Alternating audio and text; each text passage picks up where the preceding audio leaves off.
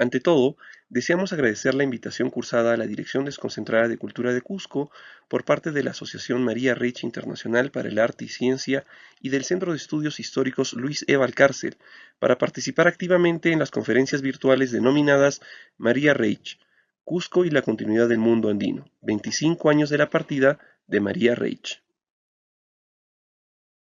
El día de hoy traemos la exposición denominada Una introducción a la clasificación y caracterización de las representaciones de la vida animal en cerámicas provenientes de las colecciones del Parque Arqueológico Nacional de Machu Picchu.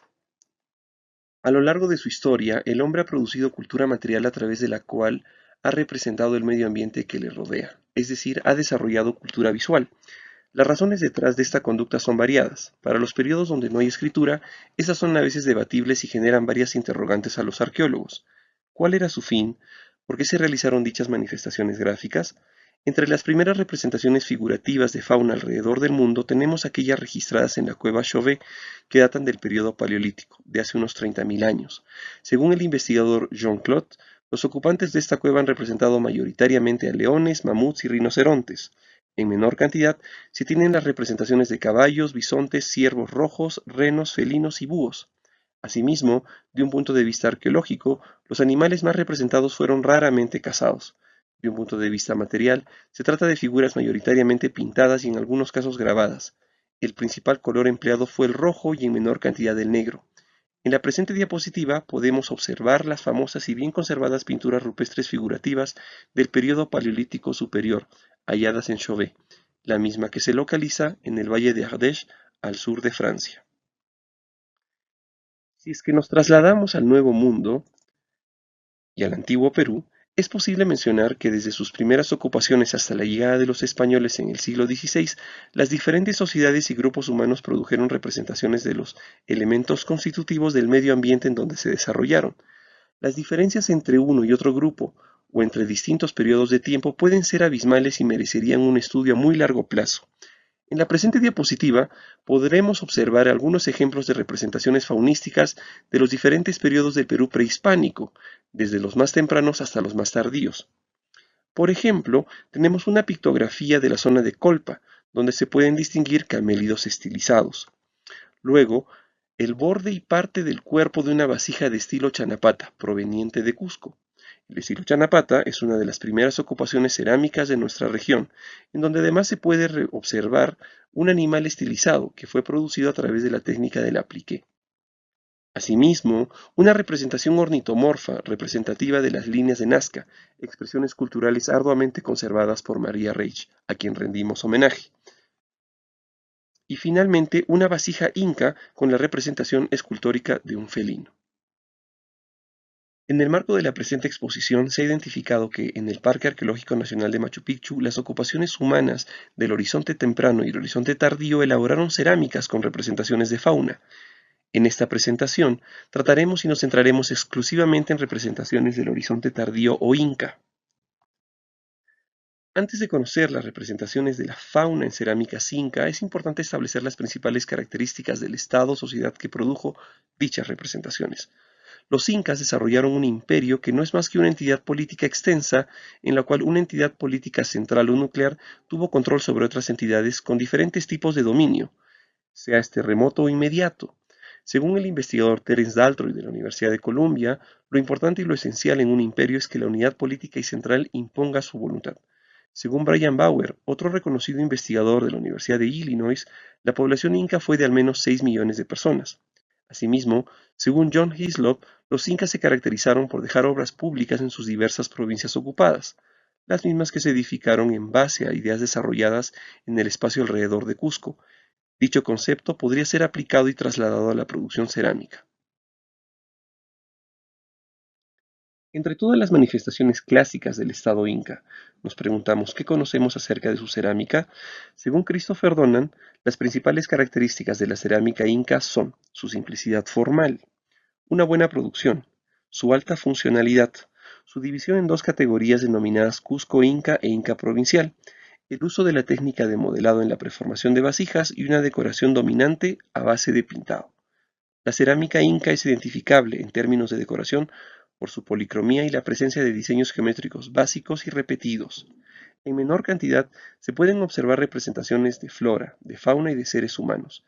Si bien Christopher Donald no lo menciona, es necesario indicar que también existen decoraciones escultóricas variadas, como lo veremos posteriormente. Para finalizar, la cerámica inca posee buenos acabados obtenidos por las técnicas de pulido y bruñido. Asimismo, la alfarería de este periodo fue quemada a altas temperaturas. Según Brian Bauer, el estilo cerámico más representativo del imperio es el denominado Inca clásico. Este mismo estilo puede ser denominado también como Inca, Inca tardío o Inca del Cusco.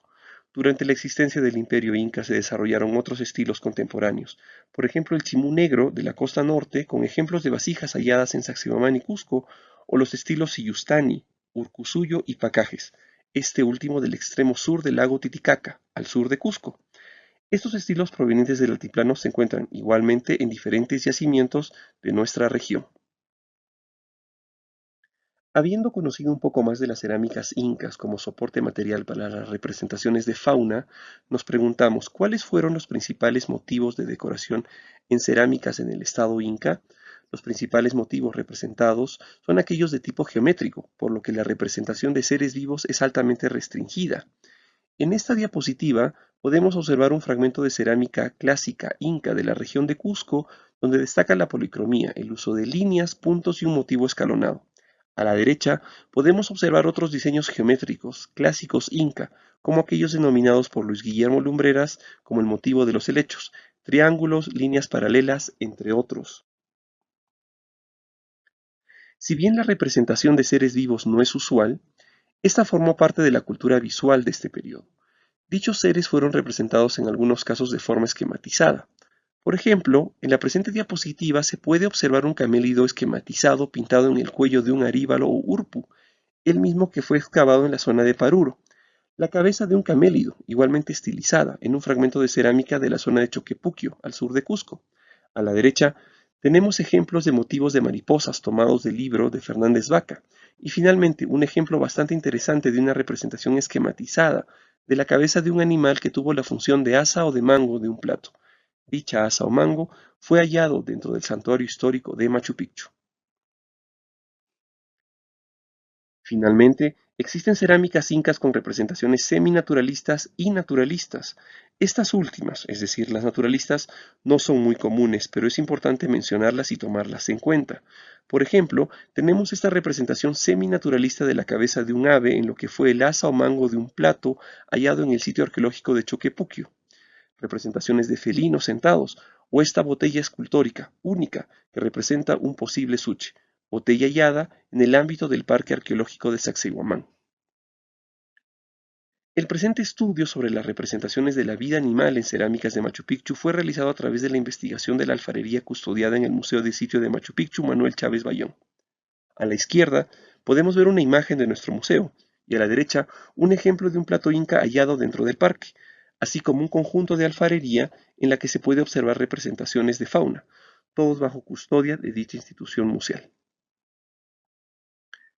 La clasificación de las representaciones de fauna en cerámicas incas de Machu Picchu, que hoy exponemos, se ha realizado analizando únicamente aspectos materiales. En este proceso clasificatorio, las cerámicas y sus representaciones animales, como objetos de estudio y representados con una estrella amarilla, se encuentran ubicadas en un ámbito de investigación de la arqueología.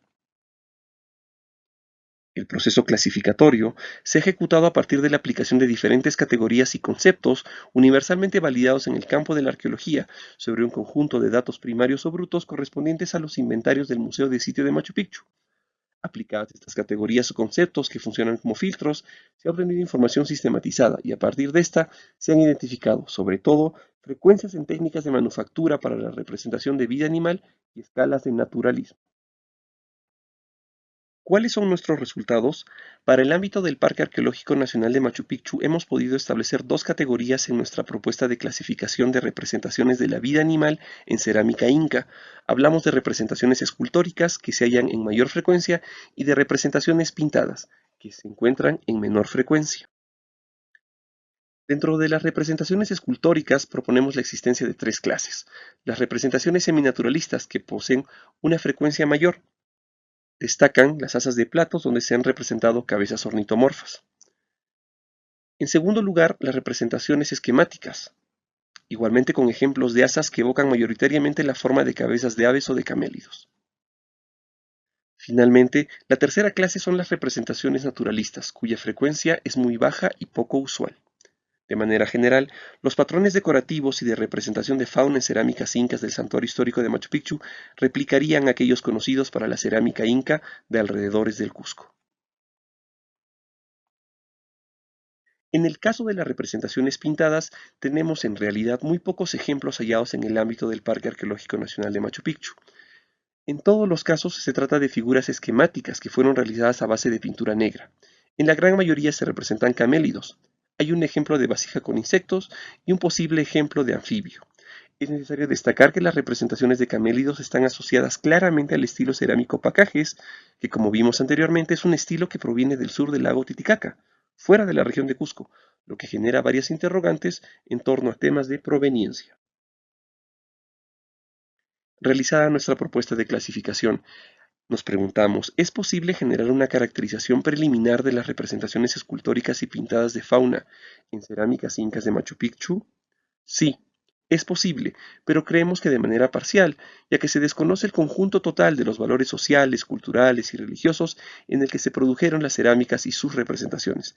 En este proceso de caracterización, las cerámicas y sus representaciones animales, como objetos de estudio y representados con una estrella amarilla, se encuentran en el ámbito de investigación de la arqueología y de otras disciplinas, por lo que se requiere tener un enfoque interdisciplinario. Nos explicamos. El proceso de caracterización se ha ejecutado a partir de la evaluación de la aplicación de diferentes conocimientos aportados por la historia y sobre todo por la etnografía de sociedades tradicionales andinas sobre un conjunto de datos primarios o brutos correspondientes a los inventarios del Museo de Machu Picchu.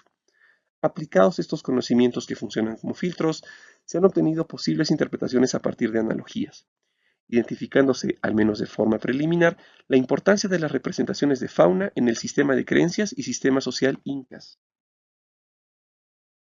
Si bien las crónicas de los siglos XVI, XVII y XVIII aportan vastos conocimientos e información importante sobre la organización del mundo prehispánico, incluida la importancia de ciertas especies en el imaginario colectivo inca, creemos que es importante contar con líneas de evidencia complementarias como las provistas por la etnografía de sociedades tradicionales de América, pues es conocido que la tradición oral ha permitido que muchas costumbres, mitos y ritos prehispánicos se preserven hasta nuestros días y formen parte fundamental de nuestra cultura inmaterial. Un texto crucial al respecto, y muy interesante por cierto, es aquel escrito por el antropólogo francés Claude Lévi-Strauss, padre del estructuralismo y uno de los pensadores más fabulosos del siglo XX. En su libro La potière jalouse o La alfarera celosa, en español, Lévi-Strauss describe un conjunto de mitos que recogió de sociedades tradicionales del Brasil, de Ecuador y de Perú. En estos mitos se identifican marcadas relaciones entre algunos animales como las aves, los astros como la luna, las conductas como los celos, el silencio o el aislamiento y las diferentes materialidades de la cerámica, arcilla, barro u otros. De manera general, es posible indicar que las sociedades tradicionales de América habrían desarrollado sistemas sociales y de creencias en donde se observa la existencia de vínculos entre todos los elementos constitutivos del mundo, los que pudieron ser plasmados en diferentes soportes como la cerámica.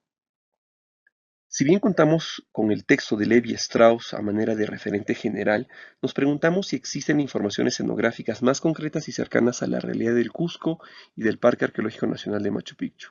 Una de las pistas que se tiene para generar explicaciones de por qué los alfareros inca pintaron o esculpieron fauna en cerámicas de Machu Picchu y de todo el imperio sería la identificación de mitos en la región andina. Al respecto, hemos consultado al antropólogo Héctor Espinosa Martínez, un experto en dicha temática, y sus comentarios fueron muy interesantes. Espinosa nos ha explicado que, por ejemplo, para sociedades tradicionales de pastores en los Andes, existe un vínculo marcado entre seres vivos, como los camélidos y las aves, y espacios geográficos, como los lagos. En el mito de los orígenes de los camélidos sudamericanos, recogido por él en la región de Apurímac, al norte de Cusco, Espinosa obtiene información en la que se describe que camélidos entraron a una laguna y se convirtieron en aves. Otra información recogida por él indica que las lagunas, que en quechua son denominadas cochas, son el lugar de origen de los camélidos, es decir, que los primeros camélidos surgieron de ellas. Finalmente, Espinosa nos indicó que el término cocha posee una doble acepción. La primera es lago y la segunda es cuenco o plato. Esto no sería azaroso debido a que el cuenco plato representaría figurativamente a una laguna en el sistema de creencias tradicional pastoril. Entonces, en términos de Spinoza, existiría una relación simbólica entre esta clase de vasijas, nos referimos a platos y cuencos, y animales como los camélidos andinos o las aves. Dicha relación, en caso de que el mito pueda ser rastreado a tiempos prehispánicos, se habría manifestado comunicado utilizando como soporte la alfarería. Entonces, es posible preguntarnos si la cerámica inca fue un soporte de representaciones, conceptos, valores y mitos socialmente aceptados. La respuesta es sí. Al respecto, creemos que es importante tomar en cuenta lo que menciona Thomas Cummins de la Universidad de Harvard. Lo significativo en la representación de animales en la cerámica inca es el énfasis en la composición. Lo importante es la disposición de las figuras y no los elementos pictóricos individuales. La composición del diseño es lo crucial y esta se denomina quilca.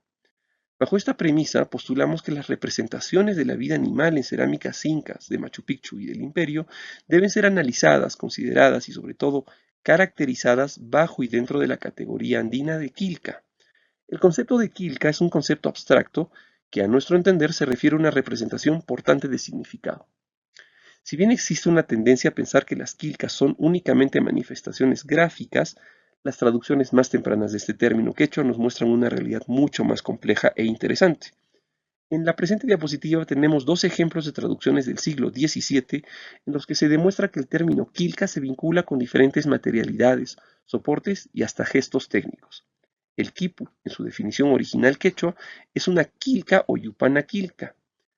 Se trata de un textil en donde se observan diferentes tipos de nudos. Por otro lado, una traducción original del verbo escribir, labrar o esculpir es quelcani. Entonces, ¿es posible aplicar esta propuesta de categorización a las representaciones de fauna en alfarería inca? Una vez más, la respuesta sería positiva. La cerámica inca y sus representaciones de fauna pintada o escultórica constituyen una sola composición, quilca, la misma que es un ejemplo de cultura visual y fue portante de significados socialmente conocidos y compartidos por la población en aquel entonces. A manera de conclusiones, en lo que concierne a la clasificación propuesta, para el ámbito del PAM existiría una mayor frecuencia de representaciones escultóricas seminaturalistas y esquemáticas de fauna. Asimismo, una menor frecuencia de representaciones pintadas, donde destacaría el estilo pacajes, proveniente del altiplano. En lo que concierne a la caracterización preliminar, creemos que es favorable la aplicación del concepto Kelka para ambos tipos de representaciones, tanto las pintadas y escultóricas, postulando que la cerámica inca fue un marcador de dominio estatal y muy posiblemente soporte de representaciones, conceptos, valores y mitos socialmente compartidos. Sin más que añadir, les agradezco por su gentil atención y hasta una nueva oportunidad.